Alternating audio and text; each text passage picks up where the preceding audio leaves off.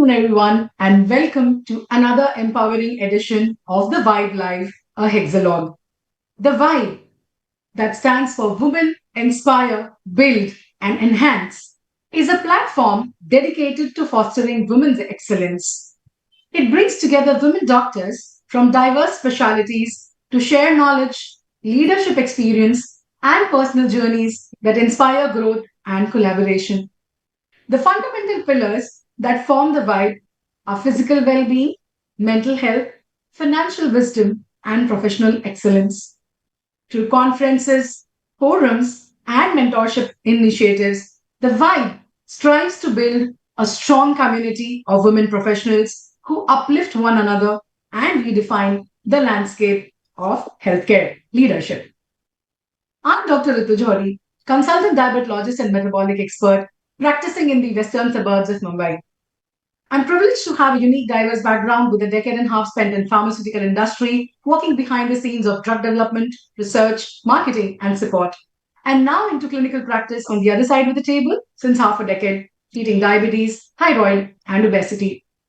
Besides directing our two clinics in Kandivali and Malad, I enjoy applying my past learnings from the pharma era as a co-founder of RFECT, a medical marketing agency. But what brings me utmost pleasure in sharing is the introduction of this exclusive initiative, The Vibe, as founder of one of its kind platform that targets fostering women excellence. With that, let me now introduce you to our team, Vibe. Dr. Lotika. Hi, I'm Dr. Lotika Purohit, a diabetologist and lifestyle medicine physician practicing in Colaba for the last 3 decades. And I also have a special interest in technology in diabetes. Besides that, I also am a mother of an artist and an entrepreneur. And I love to travel. If you don't find me in my clinic in Mumbai, you'd probably find me trying out some new food recipes or traveling. Next is Pranjali.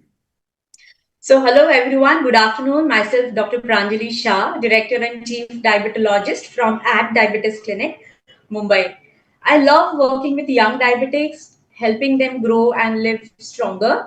But if you don't find me in my clinic, you can see me doing farming, hiking, playing with pets in the animal shelters. And I have been a badminton, state level badminton player, so I love playing badminton.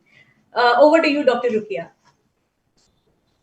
Hello, I'm Dr. Rukia Surya Sheikh. I'm a diabetes, thyroid, and obesity specialist. I'm practicing in Mulund, Mumbai for the past 15 years.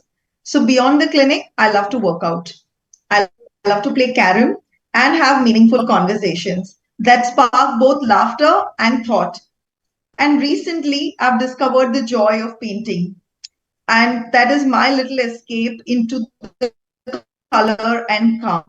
And it brings me great joy to be over here on this platform of WIBE with such women inspired. Kavita. Hi, everyone. Good afternoon to you all. Good afternoon, Dr. Anjana. I'm Dr. Kavita Rane. I've been practicing in Mumbai, Chembur area for the past 14 years as a diabetologist and obesity specialist. We have a hospital called Rane Hospital in Chembur, which is basically a cardio diabetes institute. So we have cardiac surgeries and angioplasties, angiographies. So I'm looking into those patients as well, along with my father. I also consult at Apollo Spectra and in Lux General Hospital in Chembur. I love to draw, I love to paint. Abstract art is my favorite. I love to travel. I have been a professional photographer for the past so many years. I've had an exhibition at Jahangir Art Gallery. So I'm looking forward to many more such exhibitions and getting inspired by the vibe. And I love music and I love to play golf. So over to you, Dr. Ritu. Is the graceful balance where medicine research and the art of life converge, brings in a persona that is purely an amalgamation of science, passion, and spirit. I'm sure you can see her. Legacy in motion, the healer, the innovator, the dancer, a hexalog with Dr. Anjana, physician, researcher, entrepreneur, and artist from a legendary medical family.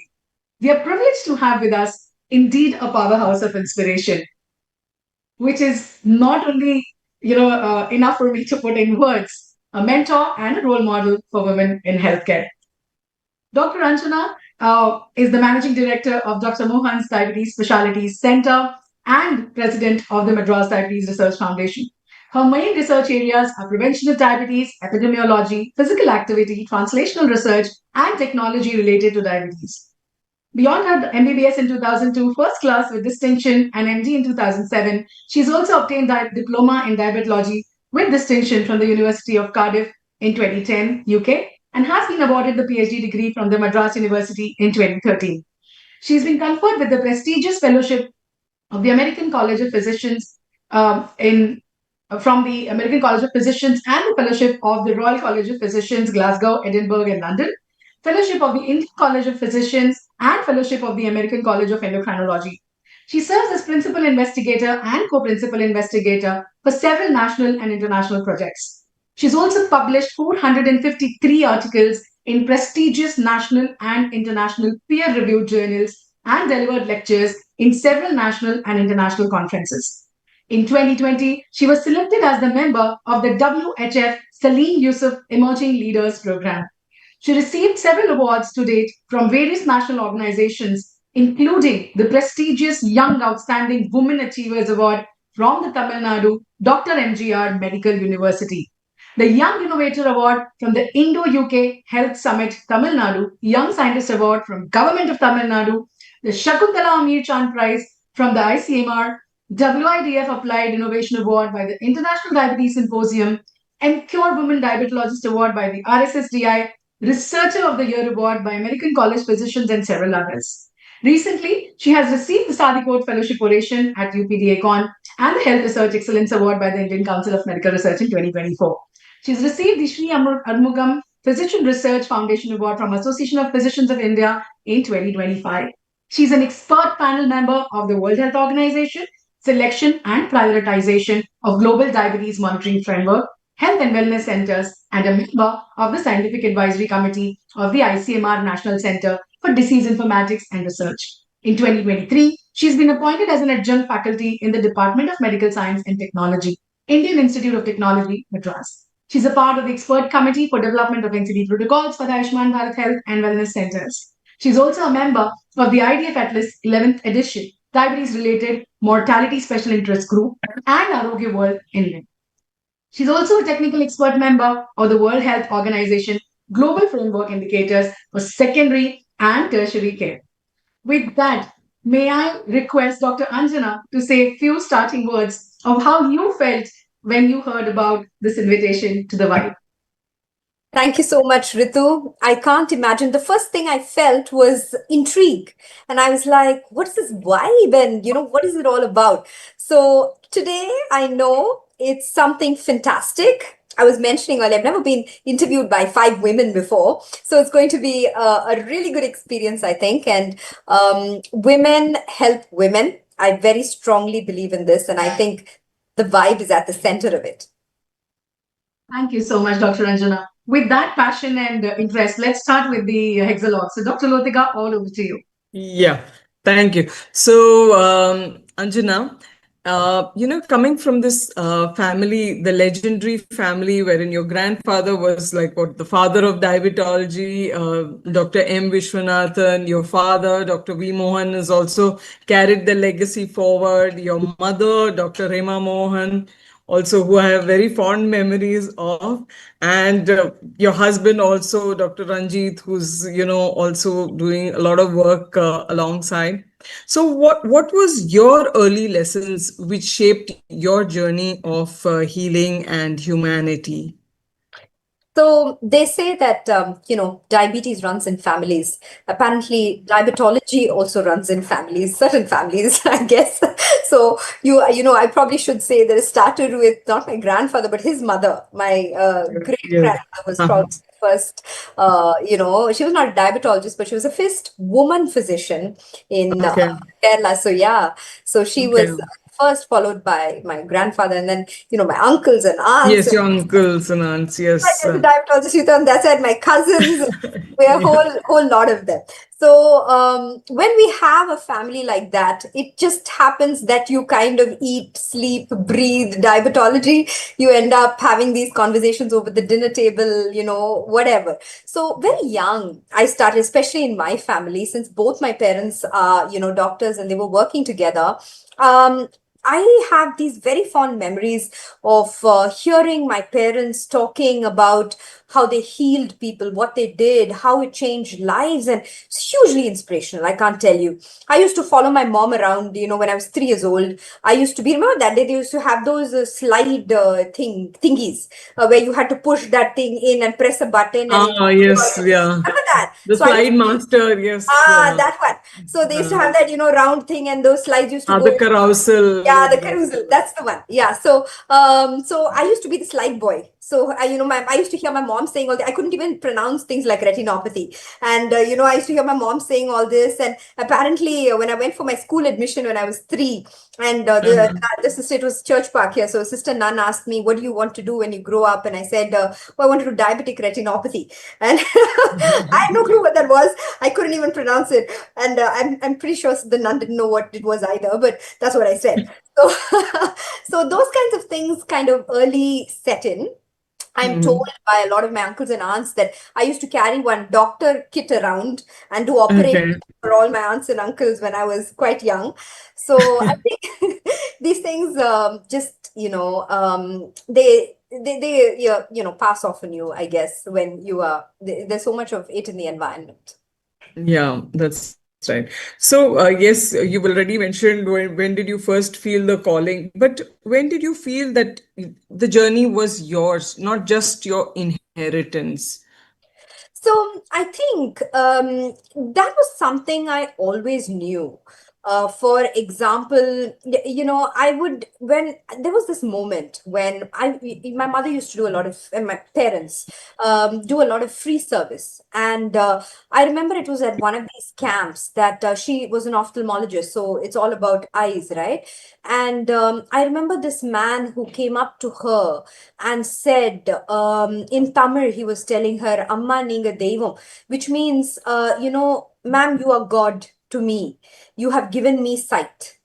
And as a child of 3.5, it made a very deep mark on me that a human being could cause relief in pain, suffering. The words he used made a huge impact on me. And I think it's at that moment that I somehow decided that I wanted to be a healer too. I wanted to be like my mom. I basically wanted to be my mom. So, so I Oh, think yeah. it was probably that moment. I think officially in sixth standard in school, they had this whole counseling exercise where they made you close your eyes and Okay. vision out stuff. But I think Okay. way beyond before that, I always knew that of course, it also helps that I can't do maths at all.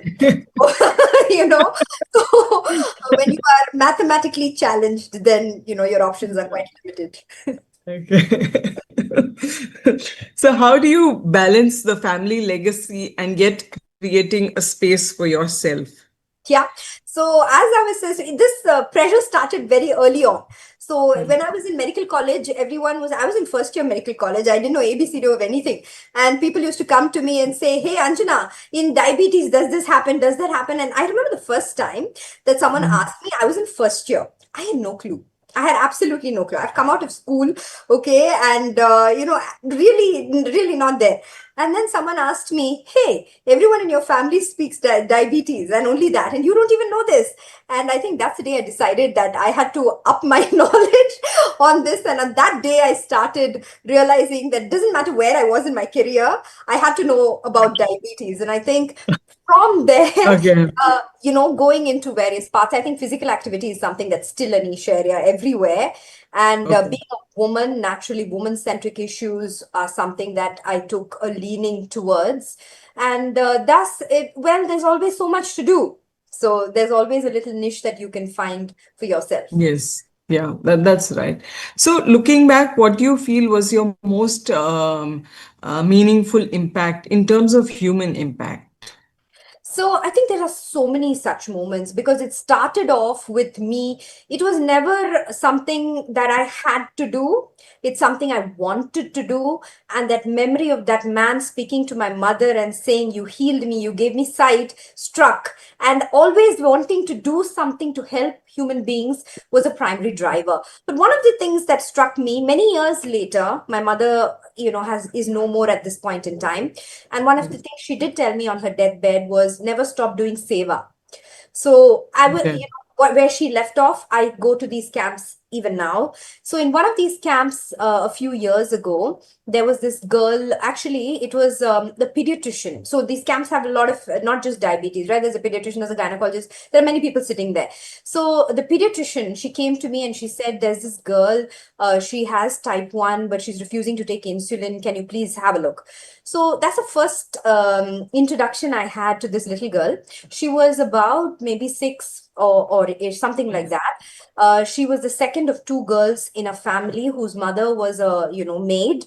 Father had passed away, and single, and she's got type 1 diabetes. And doesn't understand anything, doesn't know anything. Mother is illiterate, child is illiterate. I mean, it was totally a thing. And the only thing that she was talking about was, "I won't take insulin, no injection, no injection." She couldn't even pronounce injection. 6 years old. Okay. And she couldn't, and she went on and on. And from there, that girl today is on a 780G. Okay. Okay. And Wow. she's pubertal. She's kind of doing well. She's, Mhm. she's like a brand ambassador today. She's in school, Yeah. she's studying well, she's going to finish. And so that journey that has happened, I think, has been a very gratifying one for me. And Yeah. while there are many such, she's one of my first. So I remember that very, Yeah. very vividly. Yeah. The first is always more memorable than the Because others that I happen in literally, the journey. that day I was praying, because I didn't know what to do. She was, screaming and crying. Mother diabetic, grandmother diabetic, child has type 1. And, Okay. all these women, the family, no male member there. And it was a nightmare, Yeah. working through that. But Yeah. I mean, Yeah. where there's a will, there's a way everywhere. That's true. That's true. So now I hand over to Dr. Pranjali to take the conversation further. Thank you so much, Rutika ma'am. So it's such a proud moment to be with you, ma'am. And the next segment, I'll be asking you about the research. And it's been more than 15 years I'm seeing you working, and I'm so happy to tell you that, and everyone, and I am a student from Dr. Mohan's Diabetes Academy. It's such a proud moment for me today. So, ma'am, I want to know what keeps your curiosity alive when, and it's been many years I'm seeing you're having the same passion when you're doing research in metabolic diseases and hidden disorders associated with that. And would you like to share any moment which has changed your outlook towards the diseases and wellness? So, like I said, I've always been hearing, people talking about this. And my father, really initiated research in diabetes in this country when he and my uncles and all of them were working towards. And so I used to hear him presenting stuff. And multiple times he used to say, "We did up to Chennai, we did this, we did that." There was a lot of talk around that. And I used to think, but Chennai is only Chennai. Chennai is not India, is it? So I used to, and I used to wonder, because it was fantastic work, but it was limited so much to one area and couldn't be extrapolated. So that struck me quite young. So I kept telling him, and and I was not even an MBBS at that time. So I was just actually I wrote my first research paper when I was in 11th grade. It was on LP littling. It Wow. was a big fad at the time. And that was my first review on LP Little, my first paper. I was in 11th standard at that time. So as soon as, and then after that, in 12th, I won the KVPY, that is Kishore Vaigyanak Protsahan Yojana from ICMR.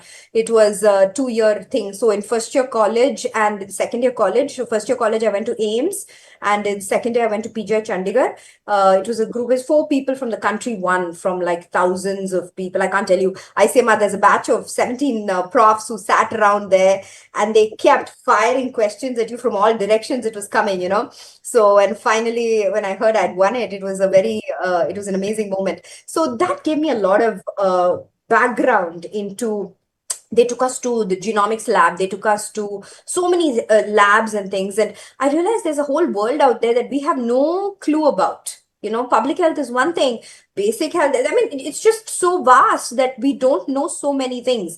So while I went through these rotations, my interest was very much spiked. And I realized I wanted to do something. I have a huge interest in genomics, have from right from the beginning. And of course, public health. So I kept telling my dad we need to do something for India per se. And at that time, he was like, go first do MBBS, learn medicine, then we'll see, you know. And then I went back after I finished and I said, we're still not here. And then this time, you know, he took this idea to DGICMR. At that time, it was Professor Ganguly who was there. And he said, my daughter, I can't forget those words. So Ganguly sir was just leaving. And dad, you know, literally caught him in the car and said, sir, my daughter has this very crazy idea of doing, you know, this entire country. Sorry, sir, but is it okay types, you know? And he said, wow, that's a great idea. Come back and make a presentation. And, you know, so that I think is the beginning of things like INDAB. As far as basic research goes, it's something that the day that I learned about epigenetics was something that really struck me, because when you hear, you know, being Indians, we have a tendency to be quite fatalistic. And we say, oh, this is our karma, these are our genes, nothing can be done. And then finally you find science tells you that you have the power, the mind has the power to overcome your genes. That day, I was like, wow, you know, this is something that is fantastic. And it's not just, it's science, it's right there in front of you, right? So I think that was a very amazing moment for me. And since then, different parts for me, I have a lot of interest in stem cells. I have a lot of interest in a lot of things. But yeah, I think those have been some important moments. And I've seen you are working for INDAB. I think in 2007, 2006, you had started with INDAB. Yeah, And I was studying there. So I've seen day and night, you were just thinking about it and the planning and all. It was superb, man. it took, actually, what people don't know is that the outcome of the research today, the planning alone took 2 years to do for us. And that I think was so important for the outcome. It is that period of time that set the stage for a lot. A lot of people don't know that. You know, they think that they can do things overnight, 48 hours, 20. It's not that. A good study of any sort requires tremendous amount of planning and thinking beforehand before you actually start doing stuff. Yes, ma'am. And ma'am, now research for everyone looks like data, graphs. So, and behind every data mine, there is a true human, right? So, how do you put empathy to your research and make it meaningful? So I think the genesis of research is need, and the need comes from the human being. So it's always linked to that. How much of diabetes is there and how many people are suffering? That is a question we're asking. That's how the research question comes, right? When you look at a patient in front of you, can I do something to make this person lose weight? How do I do? Let's find a molecule. Let's find a drug. So research done right always has clinical impact. And for me, particularly, I always have to place the patient in the center, or the human being in the center. It doesn't have to be a patient, right? It can be anything. So without that important element, I don't think there is much use to the rest of it. I mean, there's lots of research on lots of things, but ultimately there has to be some clinical use and to it, and someone should benefit from what you are doing. Otherwise, there's no point in it, is it? Yes, ma'am. And now, very important question, and you're at forefront of precision medicine. And now we are seeing it is shaping the care which we provide to our patients. So, ma'am, do you recollect any special case where you feel that precision medicine has changed the outcome in that particular patient? Absolutely, so many of them. So when we look at type 2 diabetes itself, we have done subtyping of diabetes. So we have now a tool, it's called Diana, which can tell you which subtype of diabetes that particular patient has, is being used regularly in the clinic for all new patients with diabetes. So in looking at that, we'll need to say who needs early insulin, who can manage with just metformin. See, the guidelines are quite standard, right? It says first line, second line, third line, and everybody will be given a certain, but human beings cannot be put into lines. It doesn't work that way. If there are 6 of us here, each of us is different. Our metabolism is different. Our everything is different, right? So how can the same drug work for all of us, even if we have the same disease? It won't work. So that way, for each person, I think, and that's where the tech is really helping. That's where the precision medicine is helping. In each field, it's coming. So this is for diabetes. We have multiple such things in Ofthal now, which we are using very much in the clinic, where, looking at retinal pictures, we're able to predict things. Now we're able to look at retinal pictures and predict kidney disease, predict Alzheimer's, predict, stuff like that. So each of these tech now is helping. There's tech that's coming in with behavior change. There's tech that's coming in with nutrition. Our whole genomic nutrition thing has started. So all of this is, each of these is coming. And I think integrating all of these is going to be in the future shortly. So, ma'am, is this available for all the clinicians, this tool, or yes, the Dyna tool? Yeah. So right now it's under IP. And as soon as, so the process is ongoing, we're almost reaching the final stages of that. As soon as the IP is clear, it will be widely available for anybody to use, because actually it's not meant for the diabetologist. We are already trained to understand who has insulin deficiency and who has, we know that. But at primary care, this may not be the case. So the physician sitting there, or the GP sitting there, is dealing with too many things. For him, diabetes is one corner of everything that he does. So for such cases, it is of immense value. But yes, it should be available to anyone who needs it. We're also doing individual risk predictors for microvascular disease and all. It should be available quite shortly. And in that, we will also have individual drug response. So there's an RCT called aggregate going on now. And in each subtype, what kind of drugs has to be first line, second line, etc. So that also will populate into the tool once the results are ready. Excellent, ma'am. Thank you so much. It's a treat listening to you, ma'am. Thank you so much for the answer. Thank you. Over to you, Dr. Rukia, for the next segment. Yes. I think you're on mute. Yeah, on mute. Yeah. So, ma'am, I was saying that, this has been such an enlightening conversation on the science of curiosity, how research, when it is guided by curiosity, it can open entirely new frontiers in medicine. And that brings us perfectly to our next segment, where curiosity is only the beginning. And what truly matters is how we turn these ideas into something that create a world impact. So my segment is about being the entrepreneur that you turning the vision into impact. So I would like to ask you that since you've brought science, innovation, and enterprise together so seamlessly, and being the managing director of Dr. V. Mohan's Diabetes Specialty Care, what has been your most meaningful takeaway from there?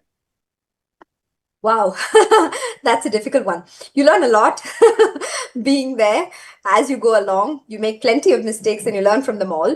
But I think one of the most important things that you learn is that you learn about people. And that's something that is not available in any textbook. It's not available in any form until and unless you've been there and done that. Okay, so I think looking at being a leader is many things. Okay, of course, one has to have a vision. One has to be able to inspire people. But I think it's a lot about people. And success is about your team. The strength of your team determines how far you will go. So understanding team, unlocking potential in people. Nobody is perfect, right? But using the best in everybody, trying to harmonize teams. And I feel in an organization, while goals are, of course, your primary, I think it is the environment that really determines whether you will achieve or not. So having that camaraderie, having a spirit of love, care, that family kind of feeling among employees. That's not something that's easy. That's not something that's, but if at the helm, when you're standing there and through the ranks, if you are able to see that that holds, that people care for each other, people hold each other, then they move together. Otherwise, they split apart. And it always doesn't happen. There's plenty of, this way, that way things happening. But overall, when you see you're moving from point A to point B, you can only do so with a group of people who are there for you. And I can also tell you one more thing I learned. It takes a lot of courage. It takes a lot of guts to stand there when things are not going well and say, I'm here, will you follow me? Right? So, and to say that, do you believe me? So it takes a lot of guts. You have to be able to see what others can't see. You have to be able to believe that you will, proceed. And I think also there is always a lot of divine intervention in all of this. So that belief, that spirituality also helps overall in the larger scheme of things. Wow. Ma'am, so this is so beautiful, what you have just told, like being the leader, able to hold everyone together when people are falling apart, and, just believing in the vision and making everyone get together with you that, yes, we are in the right place. So, ma'am, in medicine, however, we often find ourselves that we are balancing science at the core of it. Like you said, it's the people, it's the person that I'm treating, whether it is research, whether it is patient who's in the cabin.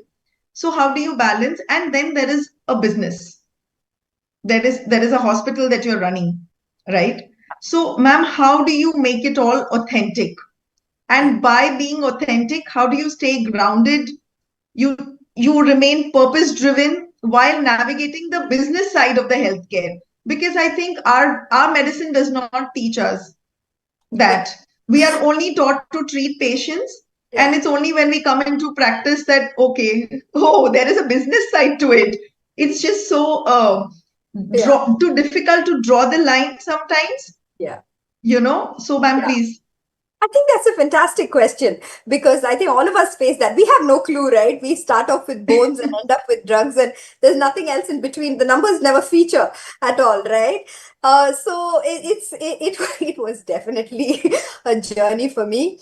I had plenty of help. I had good mentors and teachers along the way who helped me through this journey. I still remember about 10 years ago, I think it was. And I don't know if you know what EBITDA is. It's actually the profitability. I couldn't pronounce it at that time. And people used to make fun of me because I used to say EBITDA. And that's where I was, I had no clue. And from there, again, it's been a journey. We were invested in at one point. We have come out of that, and from there we have grown from strength to strength. So I think the business is something you learn along the way. You learn the number, if you're a doctor, that is, you can always choose to do the business side of it. But for me personally, it has been something that I learned along the way. It's been a hard journey learning it. Okay, I trained as a physician. I have a PhD in epidemiology, and then I end up being the managing director and running all the numbers. So can you imagine? There's things that are totally, not connected. You are wearing all the hats with that. It's not like you've taken one and left the other. You're doing all three of it together. Yeah. So, oftentimes I keep joking, they'll put these numbers like this Excel sheet and my eyes will cross. And I'll be like, I'm counting the zeros. Mathematically challenged, remember? We started there. So, it's something you learn along the way. And again, where there's a will, there's a way. When there's no other thing, you're put in a pool, you have to swim or drown, you swim. So that's pretty much what happened to me. And along the way, you learn that doing business is not wrong. Making money is not wrong. How you do it is what matters. And that's what I tell folks all the time. You ask me, how do I stay authentic? I say something that's very, very simple to all staff. I say, do for the patient what you would do for your mother, right? Do you want to see that she's healthy? What would you do? And don't do what you wouldn't do to a loved one. It's as simple as that. Never leave our, my dad and my mom, they're the founders, they have a credo. So there is, it talks about the ethical parameters for staff, for each of us, researchers, for the management, each of these. So the credo lays out the ethical principles by which the company will go forward for immemorial. And no matter who sits here, as long as they are in this company, they follow that credo. So that's what I tell every staff. Okay, making money is not wrong. It's how you make it that matters. You don't do things that are wrong just because it's someone else is doing it, or because it makes money. That's not the way to do it. And you know what? That won't sustain also. Over a period of time, that will come out. It will lead to controversy, etc. So your heart is at the center of your treatment. Do for every patient who walks in what you would do for yourself and your loved ones. If you just follow that, the rest will follow. My father had a very good way of saying it. He said, every patient who walks out of the clinic must bless you and say, God bless you, doctor. May you be able to do more for more people. And that particular sentiment has a lot of power. Yes. So I think that's how we are able to hold that together. Wow. So let's talk about something which is close to your heart, the Tandav initiative. Yeah. So I would want everyone who has joined us today, so you let us know about what is the Tandav initiative. We know that between our community of diabetologists, it's widely recognized for this innovation. So what has inspired this creation and what impact has it had so far? Yeah. So we've been working for more than 10 years on physical activity. I told you, as I was going through research, I realized that one gap and one hole. So we started getting people to be active. So it started with, the DCLIP program with Emory University and my partner Ranjani Harish was running that at that point. And we started making people get into these exercise programs. Then we realized, men were more, amenable to coming, and all. Women were shy. They wouldn't come. There were excuses. There was a problem if they were with men and women. Husband won't allow, father won't allow, something will happen. So more and more, I started realizing there was huge gaps. And then when I started looking at it, children are okay till prepubertal. Girls. And then at puberty, something changes, right? And I don't mean physiologically, I mean socially. So the moms are immediately, don't go to the playground, boys are there, you can't do this, can't go out after dark, it's not safe for a girl, it's not this, that. So what happens is that this girl gets stuck at home most of the time. Now enter studies, 10th standard, 11th standard, 12th standard, marks, ranks, enter this. This girl is becoming obese. Why? Because mother says boost for brain power. Okay. And then she's giving all high calorie goop, drinks and food and thing. And you're sitting and studying and you've now entered college. Okay. A few years into college, someone says get married. Now she's married. Pregnancy 1, pregnancy 2. Okay, by then GDMS set in, she has diabetes, obesity, hypertension, whatnot. So when you look at it, you'll see that at the base of it, this woman lacks physical activity. That starts very young. This is important not just for, physical, but also for mental health of this woman. So I realized there's something that we have to do innovatively, and telling a woman walk every 1 hour a day. I know there are badminton players here and there are, fitness enthusiasts in this group of 6 women, but in a larger group, it's like a very small percentage of women who are aware, who want to go ahead and do something. And even if they could socially, they have too many barriers, and at every age, right? So here then we thought, okay, I'm actually a dancer by profession. I learned classical dance in childhood. And for me, dance is a passion, just as painting is, and a lot of stuff is to a lot of people. But I started thinking, why not? And then I saw this video in which they used music to heal neurons in some way. This was many years ago when I started. Then I thought, why not I use dance to, bring in physical activity, NCD space? Why can't we do this? And I think that's the genesis of Tanit. I've called Ranjani, my partner, and said, Ranjani, this is idea, let's do it. And she's like, let's do it. So, that was the beginning. We got together with choreographer. Tandav is essentially high intensity dancing for fitness and prevention of NCD. That's what it is.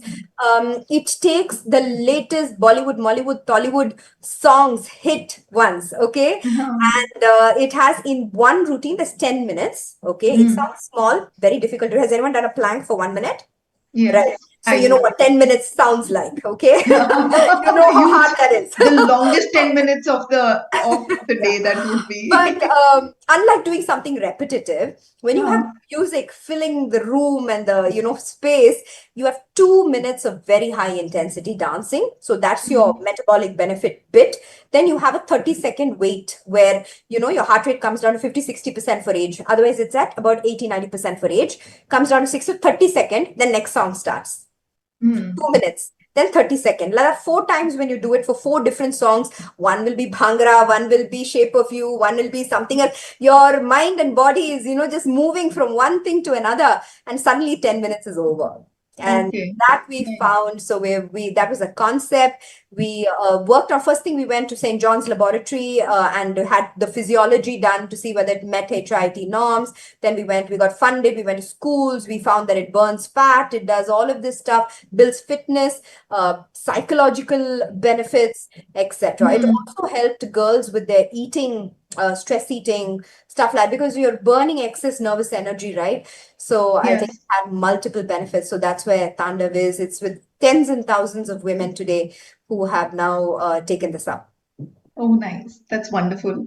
So, ma'am, looking ahead now, if you had to build, what kind of healthcare ecosystem would you like to build? I think what kind of healthcare ecosystem in India would you like to build? So I think in India, everything is quite divided between, whether it's public, private, whatever.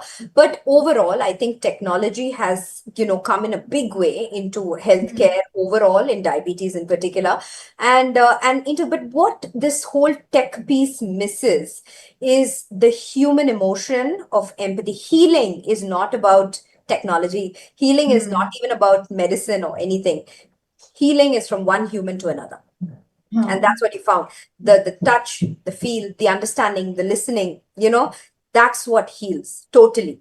And that a machine can't do as of today. I don't know whether it'll do it tomorrow, but as of today. So I think integrating the tech with the human element is what's going to happen in the, upcoming years. Wow. So, ma'am, thank you so much for all these reflections, and it beautifully captures how a purpose-led innovation like Thunder can actually transform lives. Yes. So thank you so much. And over to you now, Kavita, for your next. Thank you, Dr. Rukia. Yeah. So, ma'am, this next segment is about the dancer, the movement, empowerment, and metabolic health. So the question goes, you've often spoken about dance, as you were mentioning right now, as more than art, as movement medicine. And how can dance empower adolescent girls and women to embrace fitness with joy rather than pressure? And in an era of sedentary lifestyles, how can dance become a sustainable form of exercise that supports physical, emotional, mental, and hormonal health? So I think that's what. So the element here that we're looking for is fun. Why do people do things again and again? Because it gives you pleasure, right? And dance is one such thing. It makes people happy. It gives you pleasure. All your happy hormones are all over the place. And hence, it's a very good element because for metabolic health, it's about repetitive behavior, right? You have to keep doing it every day, every day, every day. And then only you start getting the benefit of it. And dance has that element in it. So Tandav, the fun element of it. So when we started, we were really... Actually, we had a lot of questions about it. Will people take it up? It's just another form of exercise, right? But what we found is that the girls who we started, so we started with women. Women were so unfit, they couldn't do Tandav. So we had to go to girls. And that's how we started. So these girls were so, impressed. They were telling their friends and their friends were telling their friends. They were performing at Diwali parties and all kinds of things. So then we found the girls were bringing their moms. Okay, and we had these mom-daughter dyads inside of the whole thing. So this whole spreading of this happiness and positivity, I think, was very important in terms of it's not just an exercise. It is something that heals you, overall, physically and mentally. Yeah, correct, absolutely. And what does the art of life mean to you in the context of a demanding medical and research career, ma'am? So everybody works, there is research to do, there's always a lot to do. You're practicing medicine, you're seeing patients. But people always think, let's postpone happiness for later, right? Life is a journey. It's never going to end till it ends, right? You have different goals. First, they'll say, okay, first you get into college, get good marks. Then they say, get into college, now get a job, now get married, now have children, now do something. So it goes on like that, right? So, and you'll think, okay, I'll be happy after I buy a car, after I buy a house. You're never going to be happy after you buy a car or a house. You're going to be happy today. And guess what? You have to create that happiness yourself. There's nobody who's going to create this for you, right? If you have a journey, set your goals, enjoy the journey. See that you are doing something you're passionate about, enjoying, and then the art of life. Okay, whether you're working, whether you're dancing, whether you're it's that little happiness you create around yourself, which will spread to others also. Very true.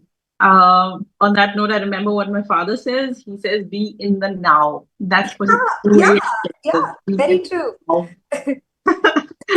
So, because truthfully, that's the only place you'll ever be. You don't know about the future. The past is gone. You can't do much about it. You're in the now, this minute. Yeah. So amazing. What message would you share with mothers and daughters about finding self-confidence, balance, and body positivity through movement and rhythm? I think it's a fantastic bonding opportunity for mothers and daughters. When I see so many of these Tandav reels and all coming out, makes me really happy. I would just say, keep it going, spread the positivity, spread the happiness, spread health. And I think a woman is at the centerpiece of health. And getting her to change, her children aligned to that is a fantastic, outcome, I would say. That's beautiful. That's beautiful. So moving on to the next segment, I would like to go on to Dr. Ritu for this segment. Thank you, ma'am. Anjana, I think we've come to the last segment of questions for you before the rapid fire ensues. But I must say, bringing all of this that I've been hearing from you, right? We started with legacy. So legacy always comes as a great responsibility, and clearly, creating something beyond what has been created is itself exemplary when it comes to you in your career. Similarly, you also mentioned that success, yes, it looks very elegant and at the same time very, comfortable. But the effort that goes behind is actually a mammoth task. And we are so happy to know how you've shared with us, the entire vision of even human health. What is healing? Healing is basically, the form of interaction of human being heard, touched, and, looked upon. And I guess, yes, that's where even if artificial intelligence does come in, the human intelligence would always supervise it so that, it stays within the boundaries of healing, and, the vision that you and Sir carry him or man had is continued for better patient care. And with that, my segment is basically the visionary for me. It's a privilege to call you that. And of course, grace, grit, and growth. So, what does grace under pressure mean to you as this visionary woman? Wow, grace under pressure is a lot of things. I don't know if I carry it all the time. You do. You surely do. But I think when you set yourself out to do many things, there's lots of times you're going to stumble and fall. And being realistic about it, getting up and putting one foot in front of another is something that I value very, very much. The second is to be kind to yourself, right? You're a human being. It's okay. You make mistakes and you learn from them, right? So I think learning to make peace with yourself and not, self-tripping, self-guilting, all of these. And we do it we women are very good at all this. We do this really well. Oh, I could have done this better. Yes, you perhaps could have, but you didn't. It's okay. You're a human being. It's all right. So I think forgiving yourself, learning from those mistakes and moving forward. I think keep moving forward wherever you are. Just, it doesn't matter if you're paused for some time. That happens, often happens, and it's fine. But get up and move. Just keep moving. I think that's something that I think is hugely important. And, as we of course do speak so much about, the emotional intelligence which women are enriched with, I guess, that is something that probably helps us thrive through these kind of situations. And what is your mantra to keep, the emotional and mental well-being at peace when you're handling so much? We were talking about wearing multiple hats, mathematically challenged, but yet leading a business as well as patient care, ensuring that healing is still at the center. How do you maintain your mental health? I think for me, yoga is very, very important. It's something I learned early on, that while I'm a very fit person, I dance, yes. But in addition to that, my mind requires the yoga that, I do every day. It is something that calms me. It gives me control. And it's so easy to lose control, no? In a mad world with mad things that we all do multiple things. And losing it is like the easiest thing to do. But then I think not losing it is an art. Someone has to put the art of life, right? So I remember this small little thing, okay? My dad used to keep saying, do yoga, it helps me and all that. And I never used to believe him. I was a teenager at that time. So then at some point I started, out of no other way, I started doing it myself and realized it has fantastic benefits, gives you a lot of control. But for a few days, something happened and, I wasn't, I didn't do, and I was like very stressed and screaming and all. And my maid comes up to me and she says, are you okay these past few days? You're screaming a lot. Are you all right? Types. And I said, oh, you know what, Amma, I didn't do this yoga. And, if I do that, I'm actually a better person. Okay, nicer person. And she says, I've got it. Henceforth, you shall not leave the house. I shall remind you to do the yoga every day. So it's that basic, okay? It really helps. On a serious note, it really helps. And I think it's my sanity in a lot of times. Okay, that's good. That's actually a very motivating piece because, yes, we do, most of us women, when we are multitasking, we do speak to patients, that, you need to relax, you need to do some form of exercise. But at the end of the day, being mothers, being entrepreneurs, we forget that, it also applies to us. So I guess that's a good piece of advice for all who are listening, that do take this part for yourself as well, that in your daily life, you please do find time for yourself as well. Smile a bit, exercise a bit, and be the better person that you can actually be. You know, with that, my next question, I'm changing gears slightly within this, is that, when you're looking at success now down the line that you've been, of course, you are still, going ahead. How do you define success for yourself from, achievements perspective and the purpose perspective? What does success mean to you? Success has many forms. I'm a mother. So if I have, my son is now 17. And I think if he turns out to be a really good human being, that is number one success for me. Wow. In spite of everything that I've done, that would be number one. I think one of the happiest days of my life was the day he was born. So if he turns out to be a good human being, that would be a number one success thing for me personally. And there are many other things in terms of research, and then these goals keep changing over time, right? Having a close-knit family, being happy is successful. Reaching your goals. For me, like I said before, I don't know, different people have different things, right? So for me, of course, the organization is growing and there is a vision I have set out for that. So reaching those goals are also success. I'm definitely not saying no. But I think those change over time. And things that are, if I'm able to have a happy, healthy team, leave behind people who will do good work even after I'm no longer there, I feel that for me is more success than any of these awards or things that come along the way. Wow. That actually got me goosebumps in the true sense, and I'm sure that everyone is who's hearing you really a advice or inspirational tone that we got. Thank you so much. So I come to my last question, Dr. Anjana. What role do you think do these kind of platforms, like the Thunder or communities like the WIBE, which are women networks, actually play in preventing burnout and fostering growth? Oh my God, I think they're hugely important. So women need women. The sisterhood is I think compulsory. You need a sister of some sort. So women understand women. We are emotional creatures, and it's not easy. I mean, there's nothing wrong with men. Men are all quite fine and good, but sometimes they hit you with logic. And sometimes you don't need that at all.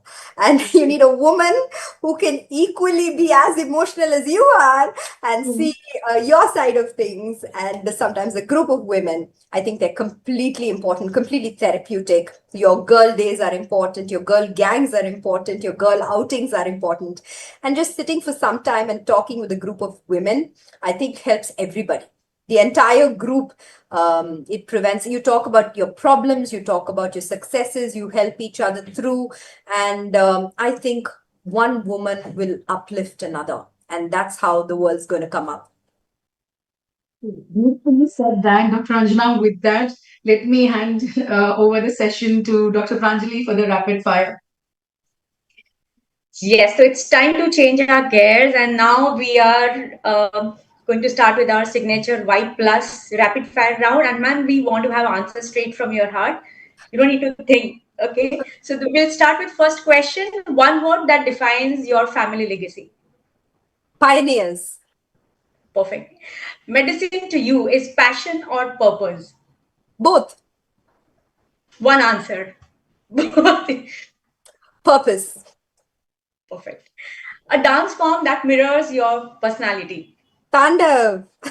You knew I'd say that. One word that defines Tandem. Energetic. Lovely. The daily ritual that centers you. Yoga. Your life mantra in one line. Arise, awake, and stop not until the goal is reached. Excellent. One message for young women doctors in one word. Balance. Excellent. In your life, if your life were a performance, what would be its title? The art and science of life. Thank you so much, ma'am. That was superb. And now I'll hand over to Dr. Lotika for the closing remark. Thank you so much. Thank you so much, Dr. Anjana. It's really been a fantastic session hearing about your stories. And we all have, taken take-home messages from, and there's been a lot of learning about your journey and your experiences. For me, what was very nice was the saying that you said that when you're put in a pool, you swim or you drown, and I swim. So that's something that's very nice. Pranjali, what is your take-home message? So I would remember, or I would recollect seva, the word which you were talking about, and ma'am has told you. So seva is something which I would always remember when I am treating my patients and doing any work in my life. Thank you. Rukaya, what is your take-home message? She told about create happiness for yourself. So That's I think nice. that is very important, and women need women. The sisterhood is very important. Yes, that's right. Kavita, what about you? So, ma'am talked about putting one foot forward, one step in front of another, and just keep moving. I love that. I love that idea. And that has got me and all my sisters ahead. And we keep pushing each other forward. So that's about. Yeah. And Ritu, what about you? I think I have a list of takedowns from Dr. Anjana, but yes, I'll try to limit myself. I didn't feel that, the thing that hit me the hardest is as a leader, have the courage to be, silent when the storm strikes. And then, also know that there is Of course, you have to show the belief, but there's going to be divine intervention if you're on the right path. So that makes a lot of sense to me. Thank you so much. Yeah. So this has really been a fantastic session, and we'll all just smile and be the vibe. Yes, let's say 3, 2, 1. Be the vibe. Thank you so much, Dr. Anjana. Thank you. We'll Thank you probably so have the quote of the day from Dr. Anjana. Yes. Can we have the quote of the week from you, Dr. Anjana? The quote, though you did have a lot of pearls of wisdom, but one quote to take home to inspire our women listeners. Okay, so I'd like to say, dreams become reality for those who dare. Wow. That's This amazing. is really amazing. Very nice. So thank you so much for being with us today and joining our Hexalog. It's really been very insightful for all of us. And we now conclude, and we're looking forward next week to another speaker to learn some new insights in life and a woman's journey. Thank you. Thank you so To much. everybody. Such a pleasure. Thank you. Thank you.